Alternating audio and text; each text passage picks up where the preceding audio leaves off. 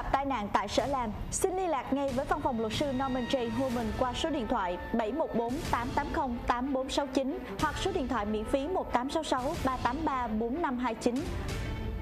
Nhờ có luật sư Norman J. Homen mà trường hợp của tôi được giải quyết một cách thỏa đáng. Luật sư Norman J. Homen luôn là người bạn của quý vị.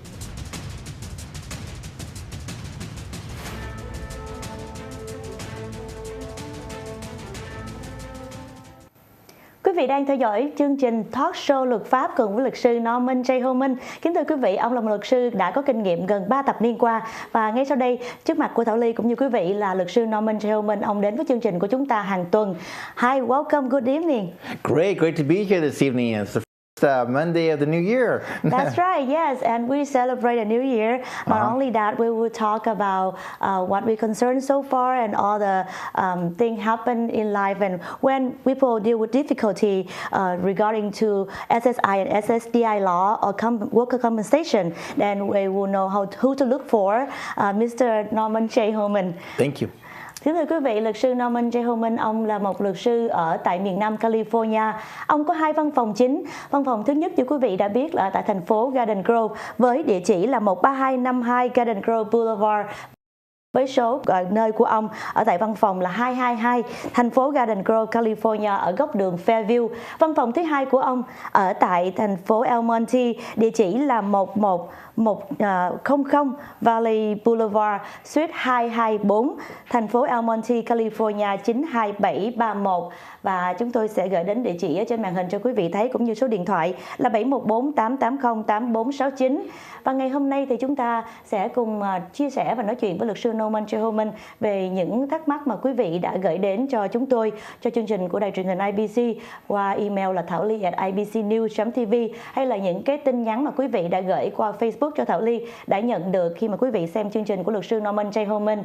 Chúng tôi muốn cùng chia sẻ với quý vị ngày hôm nay một trong những lĩnh vực về luật pháp, tư pháp mà luật sư rất là giỏi, thường hay lo cho những vị thân chủ ở nhiều quận khác nhau, từ ở quận Cam, Los Angeles, San Diego, San Bernardino hay là Riverside. Ông giúp cho những vị thân chủ gặp khó khăn về mặt như là trợ cấp an sinh xã hội, SSI, SSDI, hay là những vị thân chủ cần trợ giúp đến vấn đề worker compensation, tức nghĩa là bồi thường tai nạn lao động, và còn một số những lĩnh vực khác nữa. Nhưng trước tiên bây giờ Thảo Ly xin dành vài phút để cùng chia sẻ đến luật sư Norman J. Homen gửi đến quý vị những chi tiết về văn phòng của ông.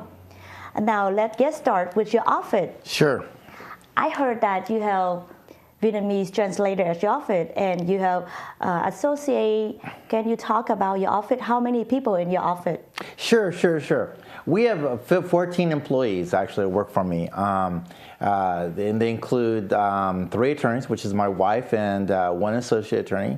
And then we have 12 basically staff members, and 7 of which speak Vietnamese. I see.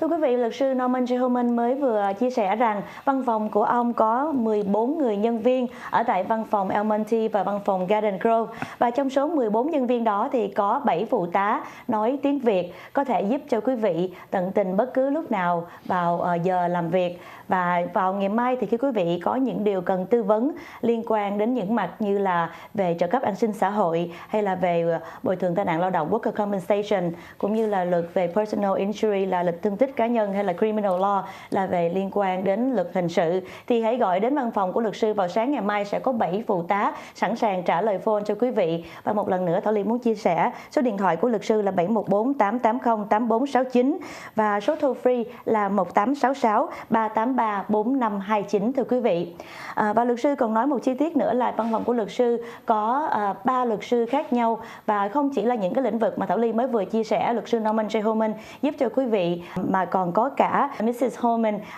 là chuyên giúp về luật di trú, và một người associate nữa của luật sư. And what's your associate name?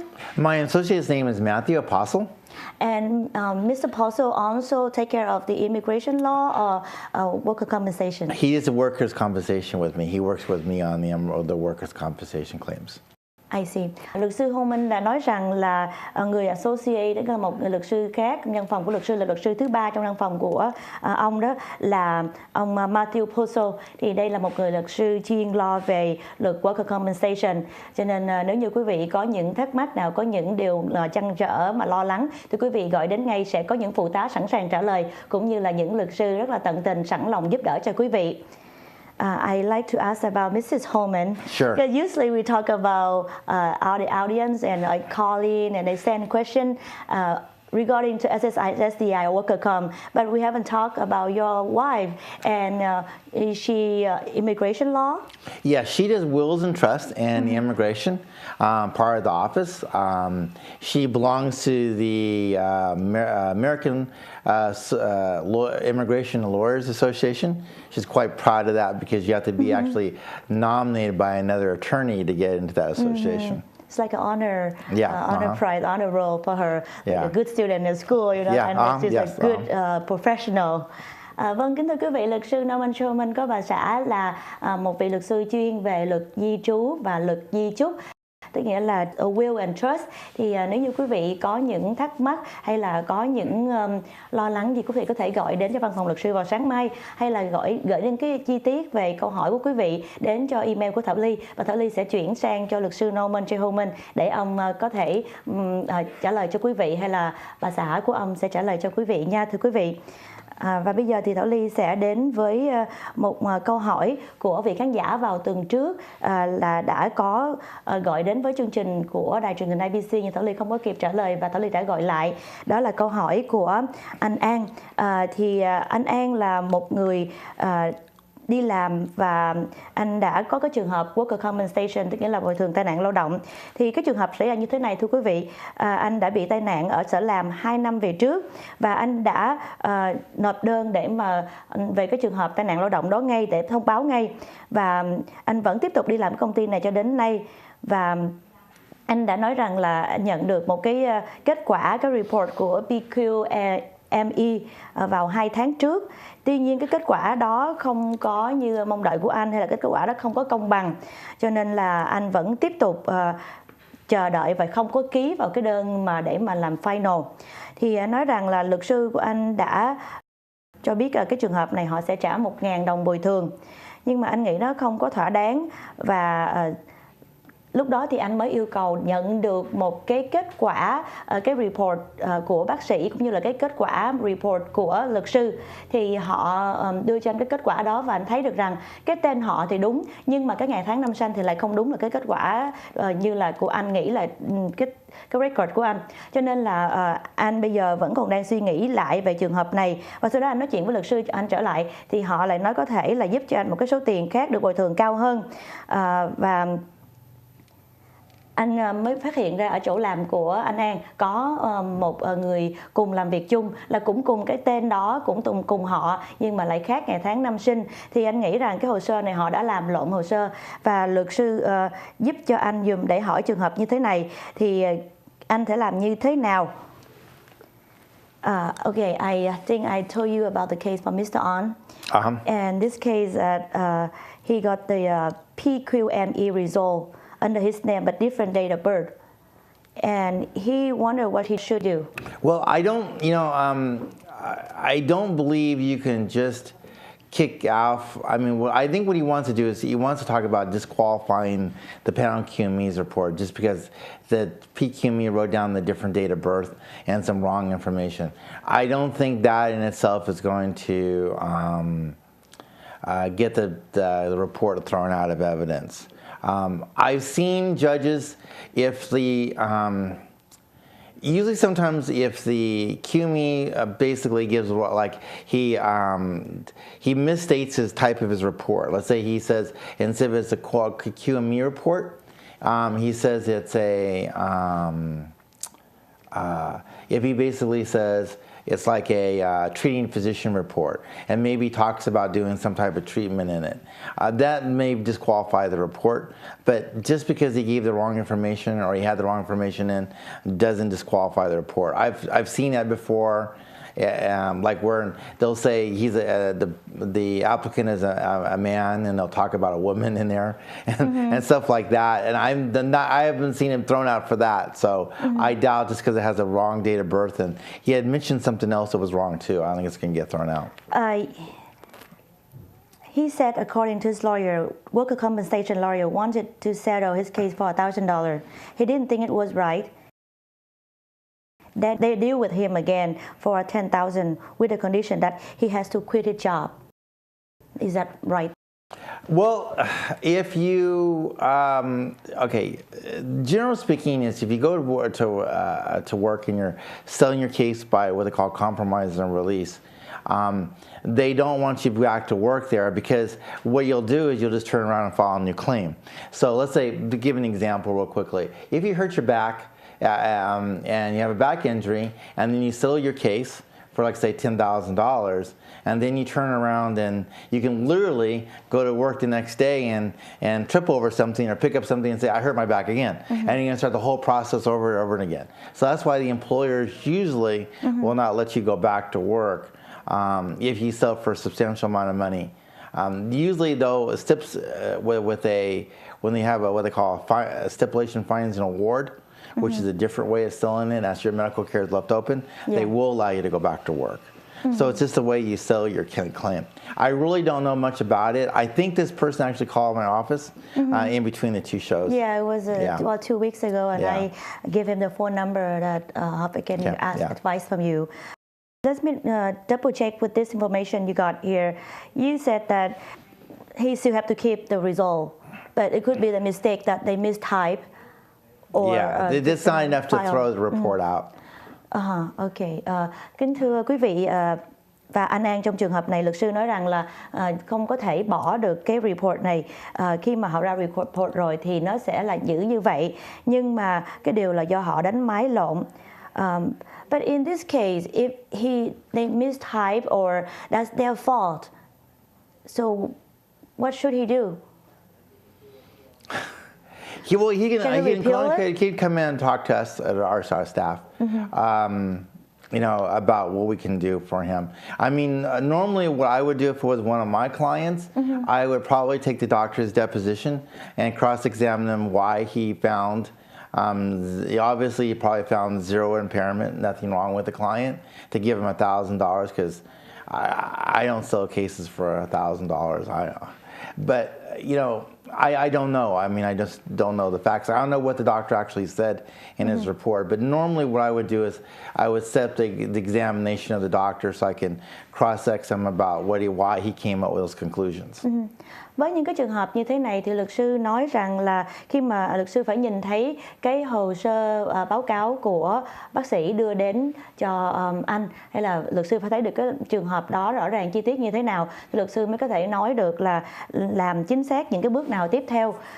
Và luật sư còn nói rằng là nếu như cái trường hợp này anh cứ đến với luật sư sẽ giúp cho anh và sẽ có những người phụ tá để mà giải quyết cái trường hợp này cho anh. Và luật sư còn nói rằng đó, cái việc mà cái hãng bảo hiểm về worker compensation họ nói rằng là họ sẽ trả cho anh cái số tiền là 1.000 đồng, và sau đó anh không đồng ý thì cái người luật sư của anh nói là có thể là mình deal lại với cái tiền được trả nhiều hơn là 10.000, nhưng mà với cái điều kiện là anh phải bỏ công việc. Thì luật sư trả lời rằng là với một số cái mức tiền bồi thường mà cao, có một cái quy định của mỗi tiểu bang hay là mỗi công ty khác nhau, thì họ đòi hỏi nhân viên đó phải nghỉ ở nhà, bởi vì có thể là cái thương tích đó nặng như vậy thì họ sẽ không có muốn mình đi làm tiếp tục nữa. Cái số tiền mà bồi thường càng cao, tức là thương tích càng cao, thì những người làm việc đó cần phải ở nhà để nghỉ dưỡng, hoặc là có thể cái tai nạn nó xảy ra nữa, cho nên người chủ người ta sẽ không có muốn những cái rủi ro đó. Và bây giờ Thảo Ly sẽ hỏi là cái câu hỏi khác của một vị khán giả đã gửi đến, nói rằng là sao mà gọi đến thì không có thấy là luật sư trả lời trực tiếp, mà có những người phụ tá nói chuyện thôi. Well, I like to ask you this question. For some audience, they call and they can't talk to you directly the first time. What your answer would be? So how come they can see you right away? Oh, Yeah, we have a lot of people. Okay, I think what you meant, like the initial consultation. Right. We have lots of people call in. And they want to come in. They want to ask questions about workers' comp. Usually, I do not see clients on the very first visit if they come in the office. So if you, a lot of times I will. I usually will always come in and meet with clients after they retain, or Tammy and my wife, or Matthew will, if they're there and I'm not, they'll come in and meet with the clients after they decide to retain our office. Basically, that's how it works. I handle, the way our office is set up is that Matthew basically handles the court appearances and the depositions. I handle the administration of those files. I make sure the files and the clients' cases are going along right. So I usually know what's going on with the cases and what's going on with the clients. And I'll meet with the clients, like if they have a problem, they have a question, I'll be the one meeting with them. I see. That's how I usually run the office. And I will do all the cross-checks. You know, we talked about the panel QME not giving a good result. I do all those because it takes somebody with a lot of experience to do a cross-check. You really have to know medical terms. You have to know medical, about medical things and like back injuries and stuff like that. And it takes a lot of experience to be able to get a doctor to either change his mind or figure out why that doctor made the decision he did. I see.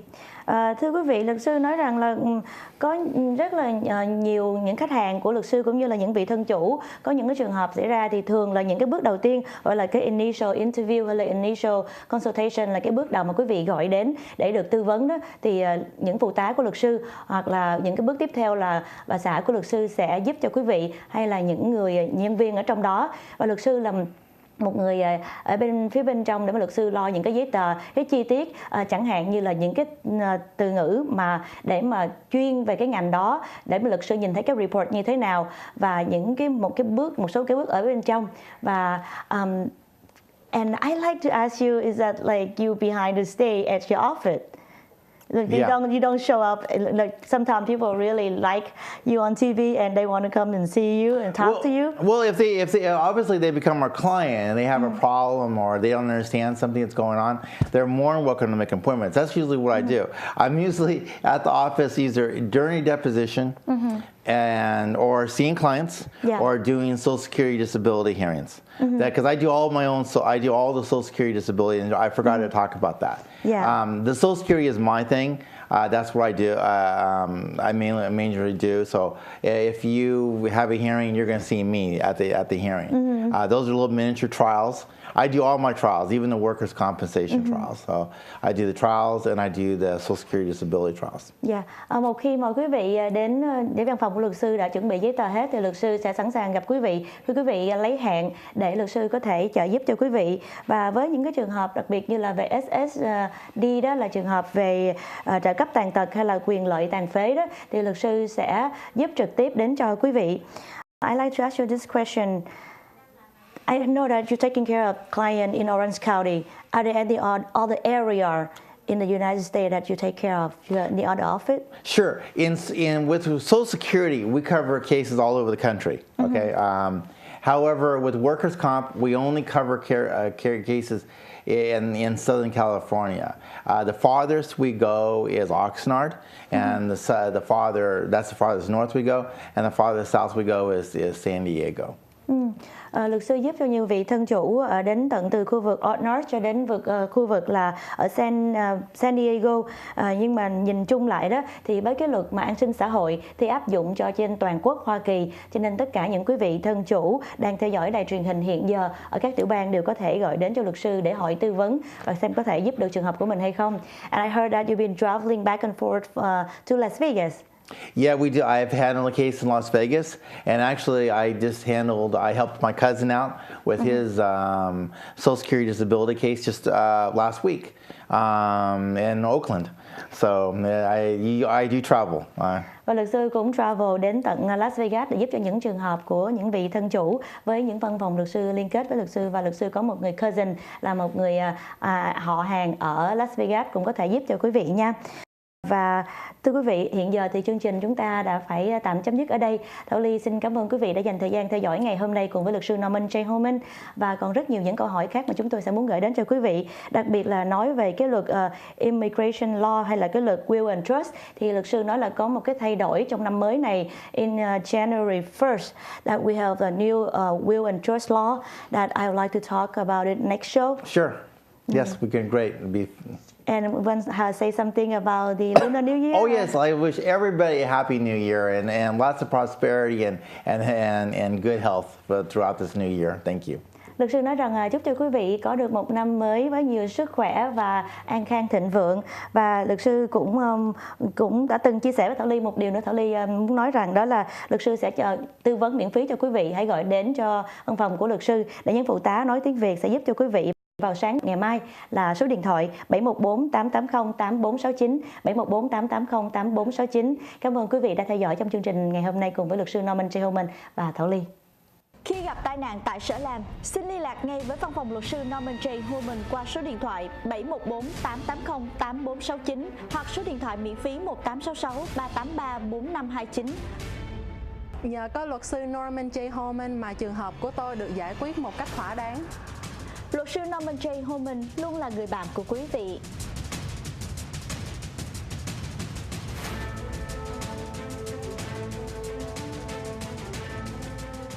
Trung tâm Giáo dục và Luyện thi dưới sự điều hành và giảng dạy của giáo sư tiến sĩ Huỳnh Quốc Bửu, nhận dạy từ mẫu giáo cho đến đại học và cao học, trường đã đào tạo hàng ngàn học sinh, sinh viên xuất sắc, chắc chắn sẽ giúp con em quý vị có căn bản đạt điểm cao và dễ dàng được tuyển vào các trường đại học danh tiếng.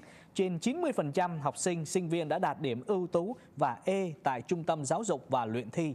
Có lớp sáng, trưa, chiều, tối và cuối tuần, lớp luyện thi SAT và lớp toán lý hóa Math, Physics, Chemistry do chính giáo sư tiến sĩ Huỳnh Quốc Bửu giảng dạy, bảo đảm đạt điểm E hoặc B, được học thử miễn phí. Muốn học giỏi xin hỏi giáo sư tiến sĩ Huỳnh Quốc Bửu. Số điện thoại 714-229-8951, 714-229-8951.